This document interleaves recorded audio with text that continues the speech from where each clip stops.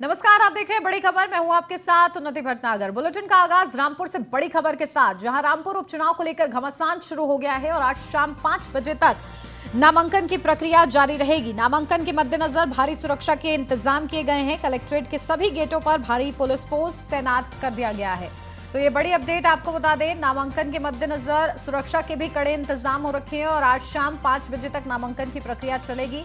रामपुर उपचुनाव को लेकर लगातार घमासान हो रहा है। कलेक्ट्रेट के सभी गेटों पर भारी पुलिस फोर्स को तैनात किया गया है। रामपुर में उपचुनाव है क्योंकि आजम खां की सदस्यता विधानसभा की रद्द कर दी गई है और इसी के चलते ये उपचुनाव हो रहे हैं। आज शाम 5 बजे तक नामांकन की प्रक्रिया जारी रहेगी। नामांकन के मद्देनजर सुरक्षा के भी विशेष इंतजाम किए गए हैं। भारी पुलिस फोर्स भी वहां पर तैनात किया गया है कलेक्ट्रेट के सभी गेटों पर। और इसी के मद्देनजर देखिए, आज शाम 5 बजे तक नामांकन की प्रक्रिया शुरू रहेगी। फिलहाल रामपुर में उपचुनाव का जो घमासान है वो और ज्यादा बढ़ता जा रहा है कि इस उपचुनाव में आखिर कैसे विजय मिलती है, क्योंकि आजम खां को 3 साल की सजा सुनाई गई है, देखिए, हेट स्पीच मामले में, और इसके लिए उनकी सदस्यता रद्द हुई है, जिसके बाद अब उपचुनाव कराए जा रहे हैं रामपुर सीट पर भी। और रामपुर का उपचुनाव भी बहुत ही ज्यादा दिलचस्प है। बीजेपी समाजवादी पार्टी किस तरीके से मैदान में रहती है, प्रत्याशियों में कौन ज्यादा उम्मीदवार जो होता है वो जिताऊ रहता है, ये देखना होगा। और फिलहाल आपको बता दें, नामांकन के मद्देनजर भारी सुरक्षा के इंतजाम वहां पर किए गए हैं, क्योंकि आज शाम 5 बजे तक नामांकन की प्रक्रिया जारी रहेगी। कलेक्ट्रेट के सभी गेटों पर भारी पुलिस फोर्स को तैनात कर दिया गया है। तो ये बड़ी खबर आपको बता रहे हैं। रामपुर में उपचुनाव की जो घमासान है वो और ज्यादा जैसे जैसे दिन नजदीक आते जा रहे हैं और ज्यादा दिलचस्प होता जा रहा है रामपुर का उपचुनाव भी। अपडेट ले लेते हैं, हमारे संवाददाता फहीम खान हमारे साथ जुड़ गए हैं। फहीम, क्या जानकारी, देखिए किस तरीके से उपचुनाव को लेकर वहां पर लगातार घमासान शुरू हो चुका है और आज शाम 5 बजे तक नामांकन की प्रक्रिया जारी रहेगी, क्या अपडेट मौके से? जी देखिए, मौके की अपडेट की अगर मैं बात करता हूं तो नामांकन की प्रक्रिया आज रामपुर में चालू रही, क्योंकि आजम खां की सीट की जो विधायकी जो रद्द हुई थी उसके बाद में जैसे कल सेशन कोर्ट ने स्टे देने से इनकार किया था, तो तुरंत ही आयोग की तरफ से नोटिफिकेशन जारी हो गया था। और नोटिफिकेशन जारी होने के बाद अब यहाँ उपचुनाव का जो घमासान है वो तेज होता नजर आ रहा है। यहाँ बड़ी सुरक्षा के बीच, भारी सुरक्षा के बीच सारे गेटों को कवर करते हुए नामांकन की प्रक्रिया शुरू कराई गई है, जिसकी कमान खुद जिलाधिकारी रविंद्र कुमार मादड़ और पुलिस अधीक्षक अशोक कुमार शुक्ला संभाले हुए हैं। सुरक्षा के चाक चौबंद व्यवस्था के साथ नामांकन की प्रक्रिया यहाँ शुरू हो गई है। अब उपचुनाव की जो ये बयार है किस तरफ बहेगी ये कहना अभी थोड़ा सा मुश्किल होगा, क्योंकि समाजवादी पार्टी और भारतीय जनता पार्टी के अलावा बाकी दलों ने भी अपने पत्ते अभी नहीं खोले हैं, जिसकी वजह से ये कहना अभी मुश्किल है कि कौन प्रत्याशी होगा। लेकिन जिस तरह से रामपुर में उपचुनाव की मार फिर से जनता के बीच आई है, ये इसको लोग पसंद नहीं कर रहे हैं और लोग भी चाहते थे कि ये उपचुनाव ना हो, क्योंकि 6 साल के अंदर जिस तरह से 4 उपचुनाव रामपुर के अंदर हुए हैं, इससे आम आदमी की कमर टूट गई है। लोग बिल्कुल खफा है, नाराज हैं इस बात से कि ये लगातार उपचुनाव की मार जो है वो हमें झेलनी पड़ रही है। तो जिस तरह से ये रामपुर में घमासान चल रहा है, ये अब अपने आप में जो है गुड़ क्या खिलाता है ये देखना होगा, क्योंकि अभी किसी ने भी पत्ते नहीं खोले हैं, कोई भी प्रत्याशी तय नहीं हुआ है, लेकिन नामांकन की प्रक्रिया शुरू हो गई है और जल्दी ही दोनों ओर से सबसे पहले समाजवादी पार्टी और उसके बाद में जो है भारतीय जनता पार्टी अपने प्रत्याशियों का ऐलान करेगी और उसके बाद घमासान और ज्यादा तेज हो जाएगा। जी बिल्कुल। और देखिए किस तरीके से लोकसभा उपचुनाव जैसा रहा, तो कितना दिलचस्प था वो पूरा मुकाबला। और ऐसे में समाजवादी पार्टी का जो गढ़ कहा जाता था वो कहीं ना कहीं उसमें सेंधमारी बीजेपी करती नजर आई थी। तो इस अभी फिलहाल जब उपचुनाव होने हैं, नजदीक है समय, क्या रणनीति दोनों ही पार्टियों की तरफ से बनाई जा रही है? जी देखिए, रणनीति की अगर मैं बात करता हूं तो भारतीय जनता पार्टी एक जिताऊ चेहरे को तलाश रही है और उसकी रणनीति यही है कि भारतीय जनता पार्टी के जो परंपरागत वोट है उसमें मुस्लिम वोटों को प्लस कर लें, एक बड़ी सभा खास तौर से मुस्लिमों की हो, और मुस्लिमों का जो रुझान जिस तरह से भारतीय जनता पार्टी की ओर बढ़ा है, उससे समाजवादी पार्टी की मुश्किलें बढ़ेंगी। तो उधर समाजवादी पार्टी भी अपने जो कैडर वोट है, जो उनका मजबूत वोट है, उसके सहारे चुनाव लड़ेंगे, और उनकी रणनीति यही रहेगी कि वो उनके भारतीय जनता पार्टी के जो व्यापारी वर्ग का वोट है उसमें सेंधमारी कर सके। क्योंकि भारतीय जनता पार्टी में भी लोकल की अगर मैं शहर की बात करूं तो दो गुट नजर आ रहे हैं। एक भारत भूषण गुप्ता जो 7,000 वोटों से उपचुनाव में हारे थे, और दूसरी तरफ है आकाश सक्सेना। तो आकाश सक्सेना बहुत ज्यादा मार्जिन से हारे इनसे आजम खां से, लेकिन आजम खां की पत्नी तो डॉक्टर तंजीम फातिमा जब उपचुनाव में लड़ी थी तो भारत भूषण गुप्ता 7,000 वोटों से हारे थे। तो इसमें दोनों में से देखना ये होगा कि इन दोनों में से किसको टिकट होता है।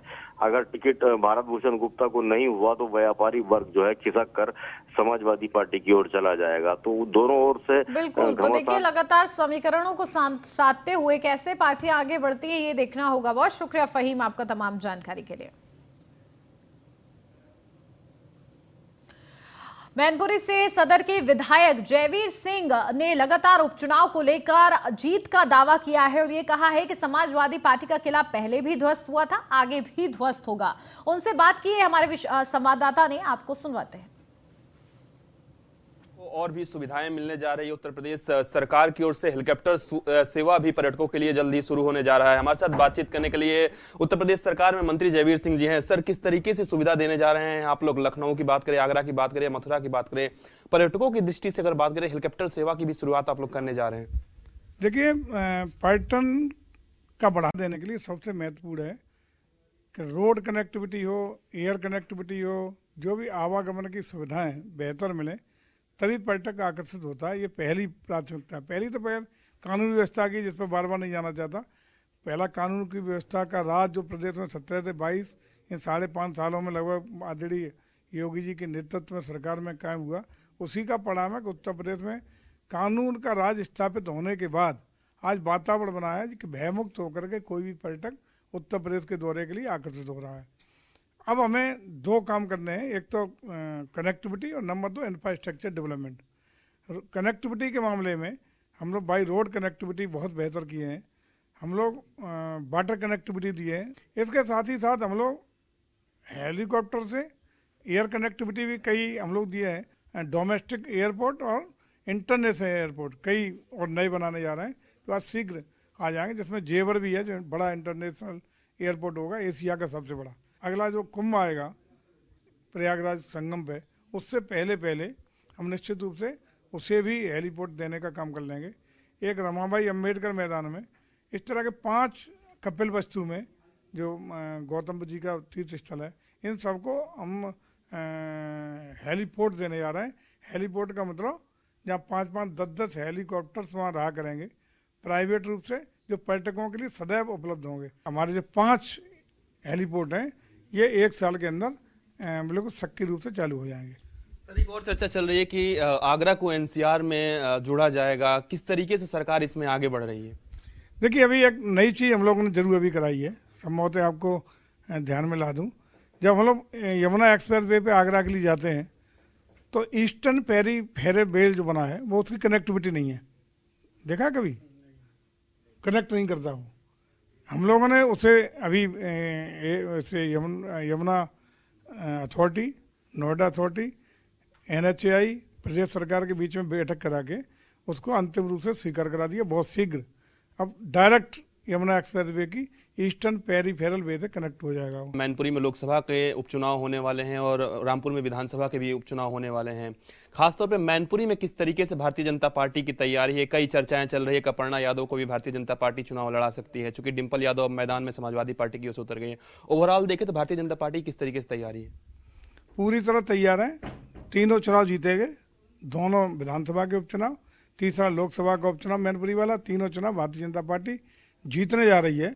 धन्यवाद सर। तो थे हमारे साथ उत्तर प्रदेश सरकार में मंत्री जयवीर सिंह जी, जिनका साफ तौर पे कहना है कि भारतीय जनता पार्टी ने पहले भी समाजवादी पार्टी के किले को ढहा है और आगे भी जब चुनाव होने वाले हैं तो वहां भारतीय जनता पार्टी की ही जीत सुनिश्चित होगी। वीडियो से हिमांशु के साथ पीयूष तिवारी, नई दिल्ली। दिल्ली में केंद्रीय मंत्री बीएल वर्मा ने भी उपचुनाव में जीत का दावा किया है और कहा है कि बीजेपी हर स्तर पर मजबूत नजर आ रही है। उनसे भी खास बातचीत की हमारे संवाददाता पीयूष तिवारी ने, आपको वो भी सुनवाते हैं।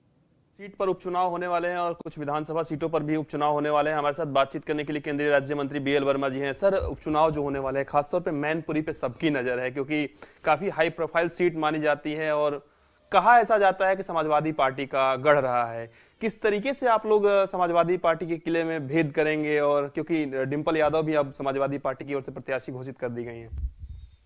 समाजवादी पार्टी की प्रत्याशी समाजवादी पार्टी ने डिंपल यादव को बनाया है।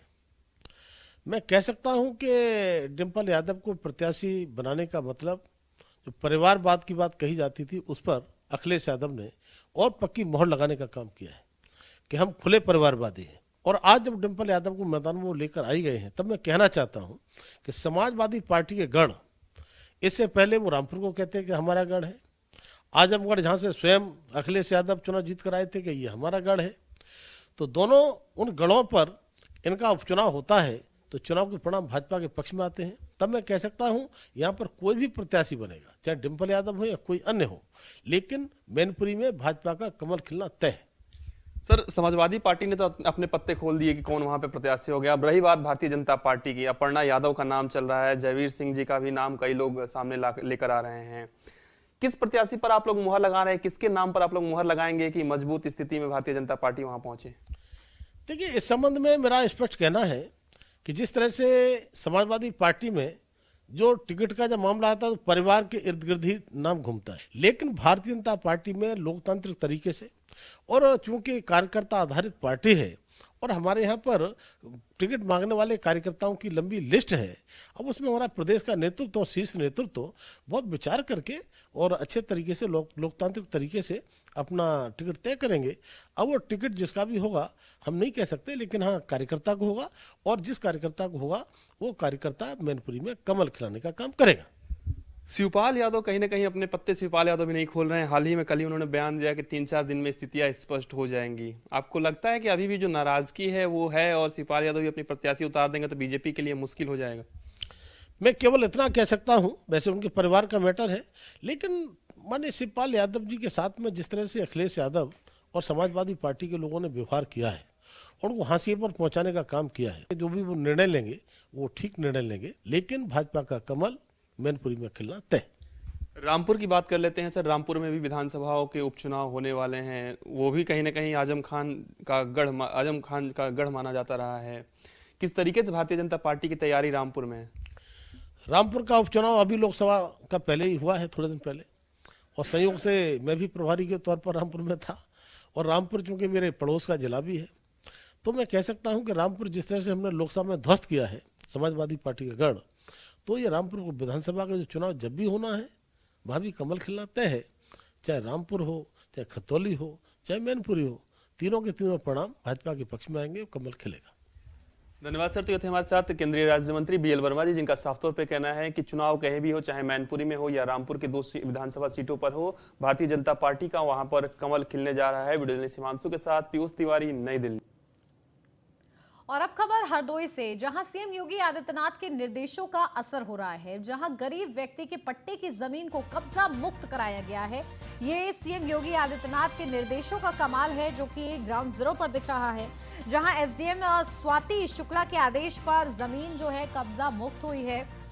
साथ ही साथ राजस्व विभाग की टीम ने जमीन को दबंगों से मुक्त कराया है। सुरसा थाना क्षेत्र के भैनामऊ गांव का पूरा मामला बताया जा रहा है। तो देखिए किस तरीके से सीएम योगी आदित्यनाथ ये सुनिश्चित करते हैं कि गरीबों को किसी भी तरीके से परेशानी ना हो, और लगातार जो दबंग हैं उनकी जमीनों पर कब्जा कर लेते हैं उसको कब्जा मुक्त कराया जाए, और इसके लिए अधिकारियों को निर्देश देते रहते हैं सीएम योगी आदित्यनाथ। तो वहीं हरदोई से जो खबर सामने आ रही है वो यही है कि सीएम योगी आदित्यनाथ के जो निर्देश रहे उनका असर देखिए अब देखने को मिला है, जहां एक गरीब व्यक्ति की पट्टे की जमीन उसे वापस मिल गई है, कब्जा मुक्त करा दिया गया है उसे।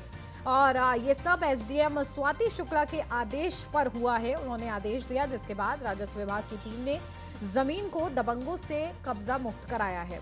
तो वहीं सुरसा थाना क्षेत्र के भैनामऊ गांव का ये पूरा मामला बताया जा रहा है।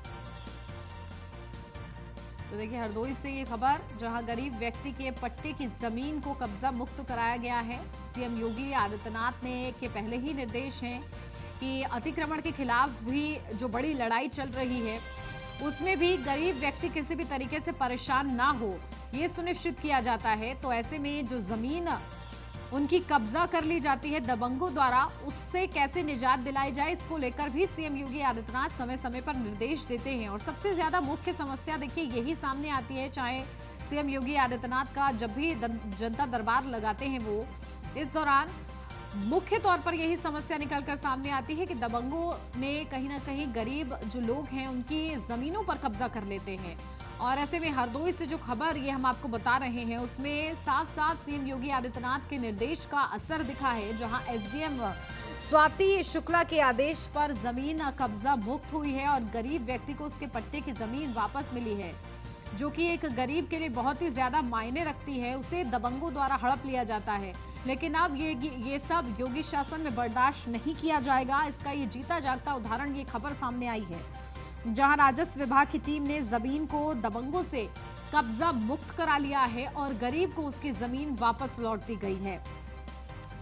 गई है। तो वहीं सुरसा थाना क्षेत्र के भैनामऊ गांव का ये पूरा मामला आपको बता रहे हैं।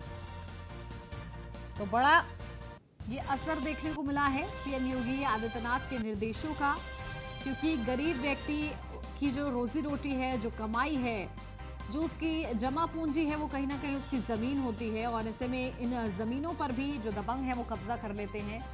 दुर्भाग्यपूर्ण है कि सबसे ज्यादा मामले इसी के सामने आते हैं और लगातार जनता दरबार में भी ये मुख्य तौर पर मुद्दा उठता रहता है कि जो गरीब हैं उनकी जमीनों को दबंग हड़पते जा रहे हैं। और ऐसे में सीएम योगी आदित्यनाथ समय समय पर निर्देश देते रहते हैं कि किसी भी तरीके से गरीब व्यक्ति परेशान ना हो योगी शासन में, और ये सुनिश्चित कराया जाता है अधिकारियों को निर्देश के माध्यम से कि उनकी मदद आप करें। तो ऐसे में एसडीएम स्वाति शुक्ला ने आदेश दिया और गरीब व्यक्ति की जो पट्टे की जमीन थी उसे कब्जा मुक्त कराया गया है। राजस्व विभाग की टीम ने जमीन को दबंगों से कब्जा मुक्त कराया है और वो जमीन जो है वापस लौटाई है उस गरीब व्यक्ति को, जो कि बरसों से आस देख रहा था कि उसकी जमीन जो है कब्जा मुक्त हो। और सीएम योगी आदित्यनाथ की ये सब निर्देशों का असर है, जो कि हरदोई से इस खबर में साफ साफ नजर आ रहा है, जहां एसडीएम स्वाति शुक्ला के आदेश पर जमीन को कब्जा मुक्त करा लिया गया है। सुरसा थाना क्षेत्र के भैनामऊ गांव का ये पूरा मामला रहा, जहां एक गरीब व्यक्ति था जिसकी जो पट्टे की जमीन थी वो दबंगों ने कब्जा कर ली थी।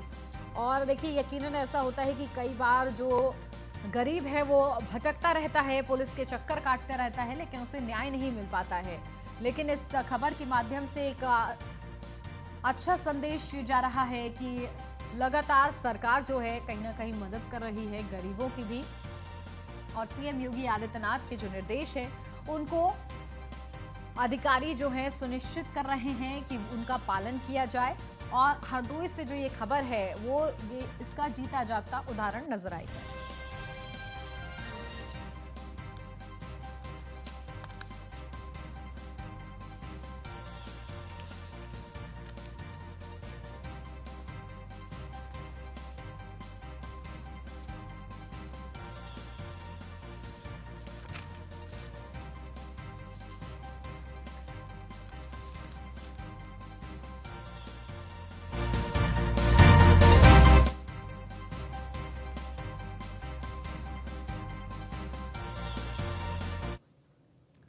अब खबर बाराबंकी से है, जहां मामूली सी बात को लेकर नाराज पति ने अपनी पत्नी को उसके पीट दिया है बुरी तरीके से।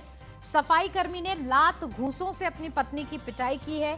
पत्नी की पिटाई करते सफाई कर्मी का वीडियो भी सामने आया है, जो कि तेजी से वायरल हो रहा है। सिविल लाइन देवा हॉस्पिटल के पास का ये पूरा मामला बताया जा रहा है। तो देखिए मामूली सी बात और इस पर आंतरिक कलह सामने आई, जहां पति ने अपनी पत्नी को पीट दिया है बेरहमी से। सिविल लाइन देवा हॉस्पिटल के पास का ये पूरा मामला बताया जा रहा है।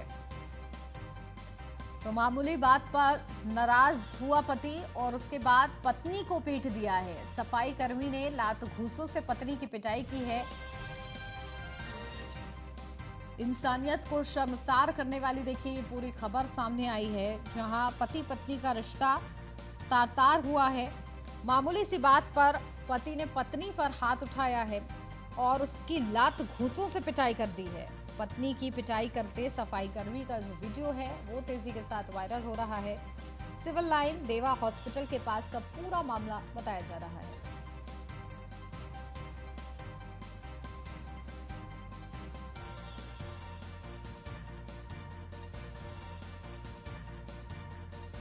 बाराबंकी से ये खबर आपको बता रहे हैं, जहां मामूली सी बात को लेकर पति नाराज हो गया और उसके बाद उसने पत्नी की पिटाई कर दी। बताया जा रहा है कि सफाई कर्मी था पति और उसने लात घूंसों से अपनी पत्नी की पिटाई की है बेरहमी से। पत्नी की पिटाई करते सफाई कर्मी का वीडियो भी तेजी के साथ वायरल हो रहा है सोशल मीडिया पर। सिविल लाइन देवा हॉस्पिटल के पास का ये पूरा मामला बताया जा रहा है।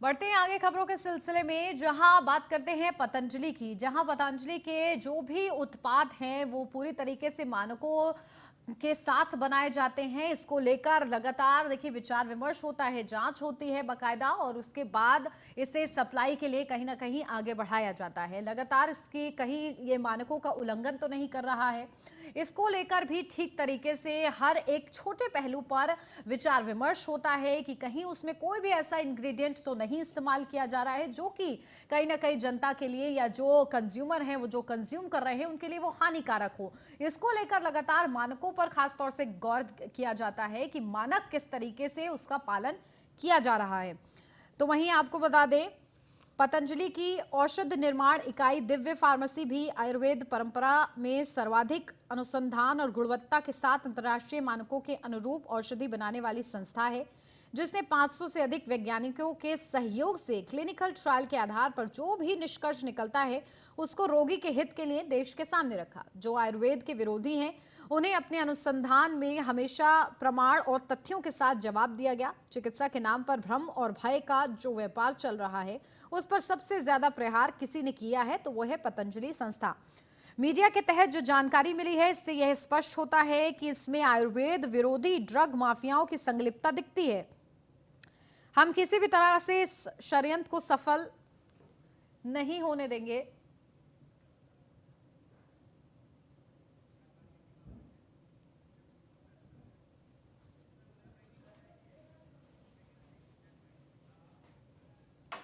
और इसी बीच रुक करते हैं इस वक्त की आ रही बड़ी खबर का, जहां ज्ञानवापी मामले में बड़ा फैसला सामने आ गया है। ज्ञानवापी केस पर सुनवाई थी और सुप्रीम कोर्ट का ये बड़ा फैसला आपको बता दें 3 बजे देखिए सुनवाई का समय था। सुप्रीम कोर्ट ने अपना पुराना आदेश बरकरार रखा है, तो ये बेहद ही ज्यादा महत्वपूर्ण था, जहां शिवलिंग को सुरक्षित रखा जाएगा। सुप्रीम कोर्ट में आज इसकी सुनवाई होनी थी क्योंकि देखिए 12 नवंबर को इसकी जो सुरक्षित रखने की जो डेट दी गई थी वो समाप्त हो रही थी और इसके लिए पुनः विचार याचिका डाली गई थी कि इस डेट को एक्सटेंड किया जाए। तो वहीं ज्ञानव्यापी केस में सुप्रीम कोर्ट का ये बड़ा फैसला सामने आ गया है, जहां सुप्रीम कोर्ट ने अपना पुराना आदेश बरकरार रखा है कि ज्ञानव्यापी में जो शिवलिंग, जो कि लगातार हिंदू पक्ष की तरफ से दावा किया जा रहा है कि वो शिवलिंग है, उसे सुरक्षित रखा जाए, संरक्षित रखा जाए।